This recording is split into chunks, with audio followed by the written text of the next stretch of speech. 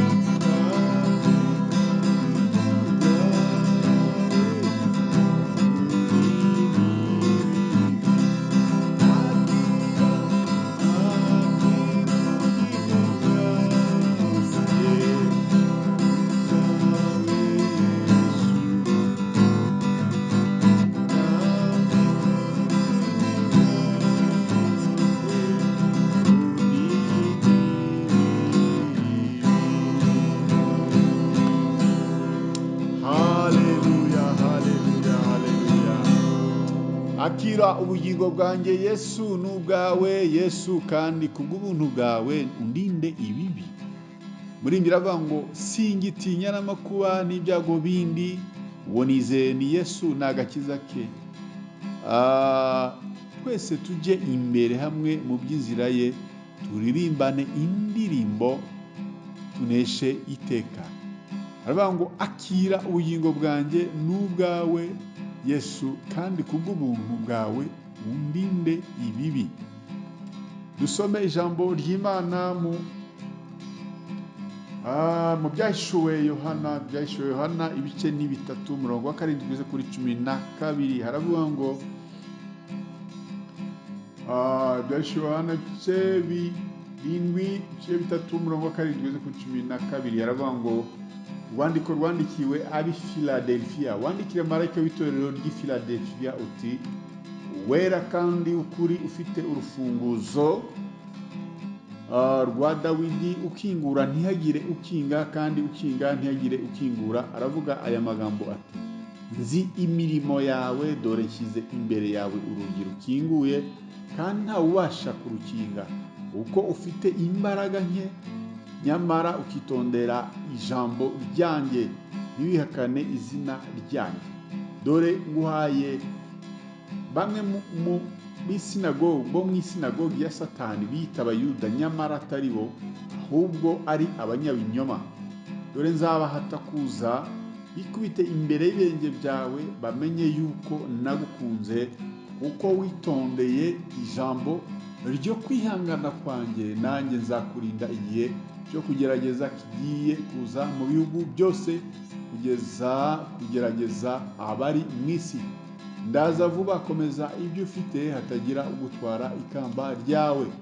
Unesha nzamugira inkingi yo mu rusengero rw'Imana yanjye, kandi ntazasohoka ukundi. Nanjye nzamwandikaho izina ry'Imana yanjye n'iry'ururembo rw'Imana yanjye, ari rwo Yerusalemu nshya izamanuka iva mu ijuru iturutse ku Mana yanjye, kandi izamwandikaho izina ryanjye rishya. Mwakire neza ijambo ry'Imana. Imbere y'Imana ibyo dukora biba bitwikuruwe, nta na kimwe kiba kitagaragara, Imana iba itabona.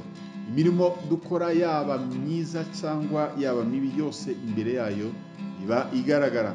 Wabasha kwihisha abantu bakibwira ko uri umukiranutsi, bashingiye ku mvugo yawe ituje yoroheje, inyifato yawe igaragara ko witonda, ingendo yawe, imyambaro yawe yiyubashye, ariko imbere y'Imana ari ibindi bindi. Yohana ari ku kirwa cy'Ipatimo yerekwa itorero rya Filadelfiya muri ibice 3 umurongo wa 7 kugeza kuri 12, aho Imana yamubwiye kuryandikira arimenyesha imirimo yaryo. Mu murongo wa 8 havuga ngo nzi imirimo yawe, dore nshyize imbere yawe urugi rukinguye, kandi ntawubasha kurukingura. Kuko ufite imbaraga nke, nyamara ukitondera ijambo ryanjye, ntiwihakane izina ryanjye. Imana imenya ko turi mu bihe by'imbaraga by'intege nke no mu bihe by'imbaraga nyinshi. Ni ngombwa ko duhora duharanira gushaka imbaraga, kuko arizo zidufasha kurwana ibihe tuba turimo, arizo dufasha zituma tunesha ibigeragezo. Imbaraga ntahandi ziva mu gusenga, mu kwiyiriza no gusoma ijambo ry'Imana.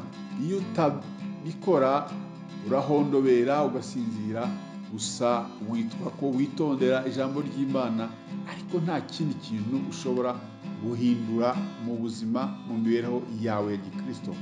Uri umunyantege nke, ibuka ko udashobora kunesha umwanzi udafite imbaraga zihagije, kandi nta handi wazikura atari aho ngaho mvuze. Twifurije kugira imirimo myiza yujemo kubaha Imana no gukomeza gushaka imbaraga no gukomeza kunesha. Ijambo ry'Imana ridufashe kandi tugire neza. Amen. Data, mu izina rya Yesu usabye imbaraga kugira ngo tubashe kunesha ibihe turimo. Mwami Yesu Kristo, tugire neza mu kazi tuza gukora, uduhe imbaraga.